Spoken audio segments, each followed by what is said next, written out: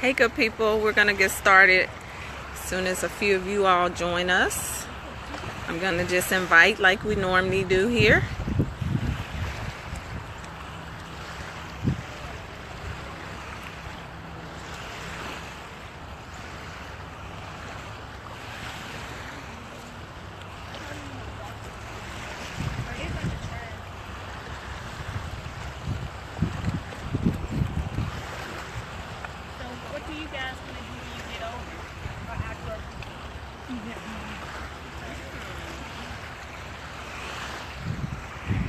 Look at there. Look at what we are looking at today.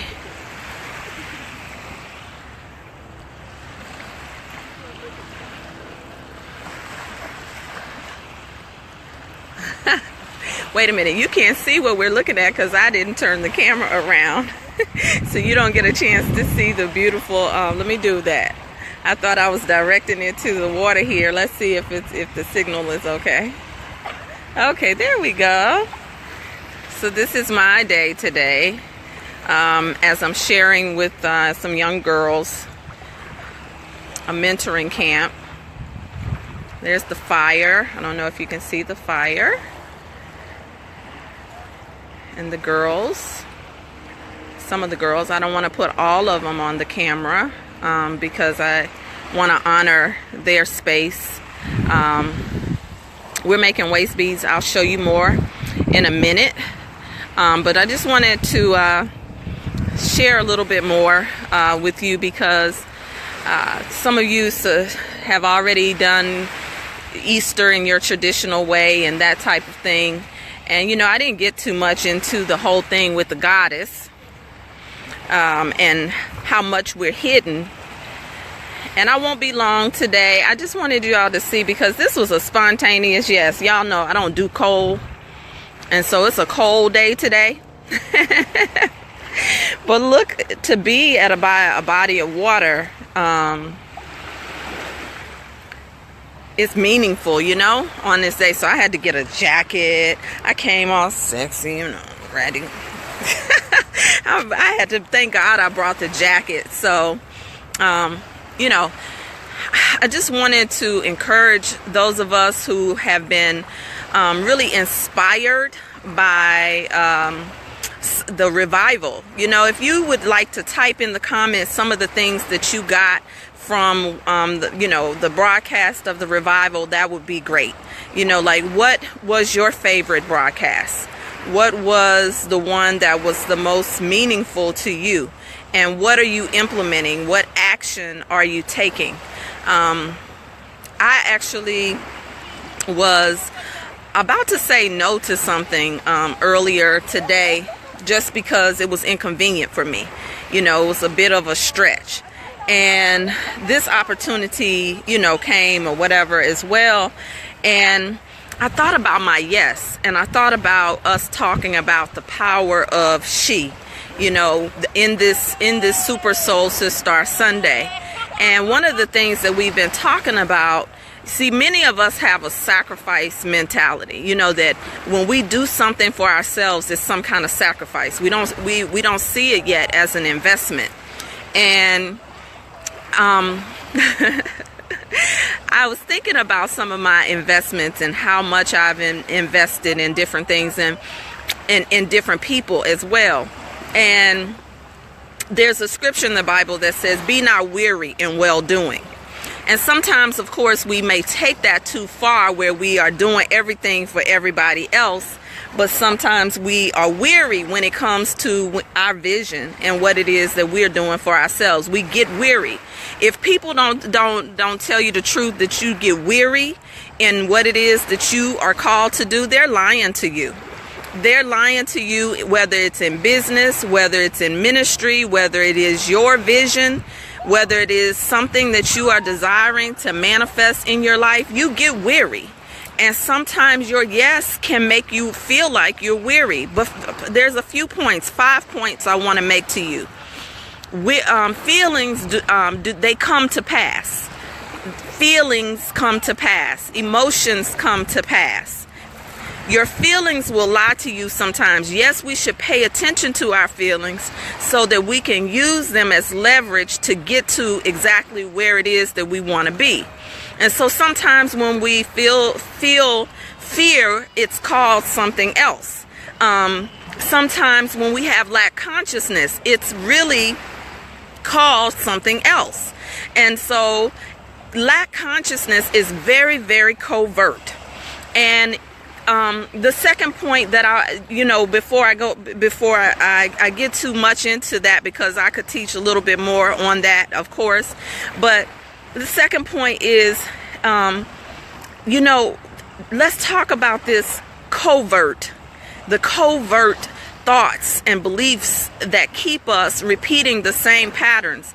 Even though it feels like we're moving forward, sometimes it's the way that we move forward with the covert beliefs that don't serve us. So sometimes we take the joy out of the vision. We take the joy out of and the bliss that we could move forward in, because we're so worried about how it looks, about how it's supposed to look.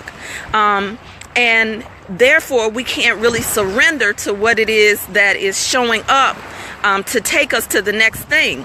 And so that would take me to number 3. Sometimes your next thing may come from the place that you least expected. And, I can tell you there have been situations where I, for instance, had to take a part-time job doing something that was beneath my skill level, so I thought. Or so my ego thought, that something was beneath me. And that thing positioned me. So I'll give you an example. I was in a job once and I got laid off. And I had friends who knew friends who needed somebody wants to be a scheduler. And it was in the council member's office in DC. Now, of course, it was in a council member's office, and some people will jump at this opportunity to work for a politician and that type of thing. And I wasn't really tripping off of that. And so I went to go work this job, and I did it well. But what it did was it positioned me. I took the opportunity. It was less money, but it was some money, because I had been laid off, and I took the position. And when I took the position, I worked the position in excellence, because sure, I had skills. And when I went to that position, who knew that it was a divine setup for me to then take on one of the biggest projects in Washington, D.C. It was working for the mayor at the time in D.C., planning something called the Citizen Summit. I was responsible for all of the for the budget. I was responsible for all of the planning and the contractors. Who knew? But had I not said yes, had my ego minimized the opportunity, and some of us are so smart and so sophisticated and so brilliant that sometimes we're so busy calculating what it is that we can do, or what it is that we want to do, that we won't do what it takes to do what we have to do. And I'm not talking about do what we have to do from a lack consciousness at all. So don't minimize your invitations to explore, to investigate, to heal, to take yourself to that next level. Don't minimize it. You never know where those opportunities that you say yes to can take you. And we can shut down in so many covert ways. And then the fourth thing is when I say that the resurrection is not over, a lot of times we, as women, we forget that we operate in cycles. We are women who have cycles. We move in cycles. We are womb creatures, and the womb is always speaking to us. And so a lot of times we don't trust the process. And so if there was a fourth thing, is trust the process. When you say yes to something, your process starts then, not when you arrive, not when you get invited, when you show up on the stage, not when you get the award, not when you get the promotion, not when you get the husband, not when you get whatever the thing is. Your yes, your workshop begins when you say yes. If you've already said yes to Juicy Spirit, Awaken Rites of Passage, guess what? You are already in the process. You've already started. Your workshop has begun with your yes, even if you haven't made your payment yet. If you have said yes, your resurrection has only just begun. And there's cycles of resurrection. Many of us, we want to rise and then we want to go back and die again. We think death thoughts and we lay down with procrastination. We do procrastination. I heard Napoleon Hill say this morning when I was doing my own mindset work this morning. Napoleon Hill said, procrastination is an inferiority complex. He said, when you do not act on the things that you are inspired by, the things that you've said yes to, when you do not take action around what it is that you've said yes to, you develop basically a habit of procrastination, which feeds an inferiority complex. So when you say yes, the next thing and the last point is 5. I was talking to one of my clients yesterday, one of my sister clients, and I was asking her, did she see the connection between what was going on in her life and the universal law? And she said, no, she didn't see it. And I said, you know, some of you come on the call on Sunday and you like a post and that type of thing to be inspired. Don't you get tired of just being inspired and returning back to your life the same way? There is a connection. Everything that I'm teaching you is based on universal law and principle. And guess what? There are laws above the universal laws. I don't even go into that. And so when this work is mathematical, it's scientific. It is grounded in truth. It is not based on inspiration. It is not based on you feeling good all the time. Sometimes you want to feel good when you come on a broadcast, but sometimes you may have an ouch moment. You come on now, ouch, amen. And so you are not always going to feel good when you're going to do it afraid. When you know, you're going to be uncomfortable. There are going to be times when you, as an entrepreneur, you're going to have to maybe work to shed your,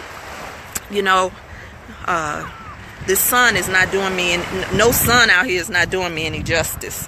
You may have to work to shed your employee mindset. I've been posting about it all morning, because the sister's conversation that we had is that she was not able to make the connection between universal law active in her life. See, because things don't just happen to us. They don't just happen. Things don't just happen. We are the catalyst for the things that we desire to happen. We, as women, we are always co-creators with divine law. Do you understand that we are always birthing? And so it's not okay to just come on the calls on Sunday to get into the revival and look for somebody to inspire you. Do you know what inspiration means? Inspiration means to breathe. Do you know who gives you your breath? So you already are inspired just because you're breathing. You're already inspired. What needs to happen is when you hear something and you question it, ask questions. Ask questions of your life. Why is this showing up? How did I attract this? Now, some people say, well, I don't believe that, because they want to believe and give more faith to malevolent forces. You know, I'll be more specific. If you go to a church, a lot of times you go to the church and you hear more teachings about hell and damnation and a devil than you do in the love and the creativity and the power of manifestation in law, in God.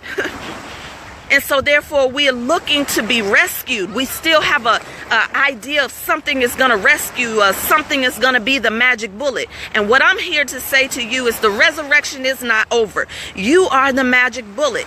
You are the magic bullet. The 7 cycles. What cycle of when I taught the 7 last words are you in? Did you identify what cycle? I'm going to wait on you to answer. What cycle? When I taught the 7 last words, what cycle are you in? But because before we get to resurrection, we have to get through the phases of our own development. And thank you, Sharon. For I wanted to look a little cuter, and I forgot my little selfie stick. Trying to get here. I'm waiting for you all to tell me what phase. Are you in the phase of discovering the Marys in me? Are you in the phase of developing your power beyond your pretty? Huh? Come on now. That means that you're getting out of the way of how it looks. Come on, which 7 last words applies? See, if you can't process the information that you're hearing, it's going in one ear and out of the other. And that means when things are going in one ear and out of the other, it doesn't mean that you stop listening. It doesn't mean that you give up. What it means is you keep listening, but then you do something. You take some radical action. You do a demonstration. And some of you all have been saying, I got to get my registration. One of the most frustrating things sometimes is sending things out over and over again, having to do the work over and over again when people don't check emails. Come on now, y'all know who I'm talking to in here. When you don't, and I didn't get it. I can't open it. I can't do this. But that's okay, because even that repetition is the mother of mastery, of skill. And so sometimes even when we feel like I've been here, I've done this over and over again, are you worth being patient for? Because you're patient for everybody else. Are you worth being patient for yourself? So even when you identify what phase you're in, you need to know what phase that you're in, because it won't be finished. You won't know how to quench and hydrate yourself if you're thirsting and you are calling yourself hungry. Go look and see, go back to the videos. Let me know. I want to hear back from you, because now the fanfare of the holiday and all of that foolishness is over. What does it mean to you? What did the 7 last words series do for you? The resurrection is not over. But one of the things that Paul said is, I die daily. What part of you has to die today? What part of you has to die today so that you can rise again? What part of you what part of your thinking, what part of your habits, what part that you've been making excuses for, what part of you have you been turning down that you need to turn up? What part of you says the same thing, has the same response? What part of you has been reading from the same author, the same book? What leap are you taking? Because your yes is not just an inspired yes. We're dealing with yes all year in Super Soul Sister Sunday. Your yes is not just an inspired yes. What demonstration? And I'm telling you, if you are the one who's talking about, I'm here, I'm there, I'm this, I'm that. No, you probably are the one. Trust me, I've been there too. There was a point in my life where I had, after you study with somebody like the Reverend Dr. Jan Van Zandt and the team, there's a whole team of women who are Reiki professionals, who are crystal workers, who are, oh God, some of them are psychologists and teaching us how to work with breath, and when you've gone through working with several coaches and you've done so different programs, sometimes you get to the point where you're like, I'm good, I don't need nothing right now, I'm good, I went through that point. And every time there was a blind spot that was waiting on me to surrender so that I could break through.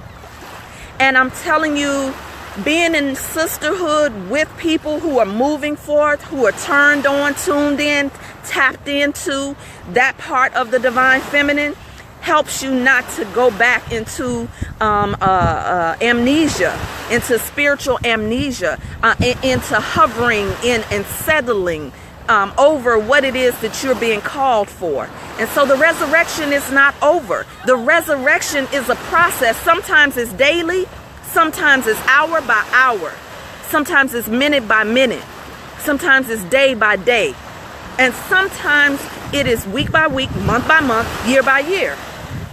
I know I am constantly transforming. I'm not the same that I was last week, and I don't intend to be the same. Even when I leave here, as I look into these waters, I'm going to say a prayer. I'm going to do a ritual. Look, I'm going to do a ritual. A ritual don't have to be complicated. I'm going to make an offering to this water. You better believe it, because the water is the life-giving force. And you know what? I felt some kind of way. But these girls, I don't know the story of these girls that are sitting at this table. We're over here making waist beads. Now, in my mind, as an entrepreneur, I need to be doing some other things.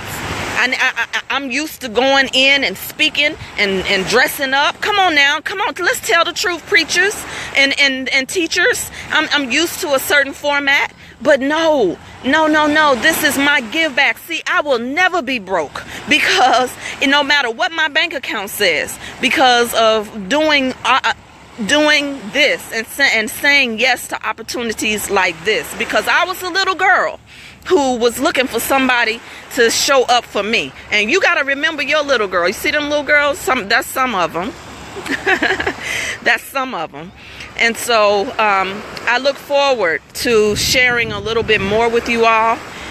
The doors of the Juicy Spirit Rites of Passage process are still open. Will there be one?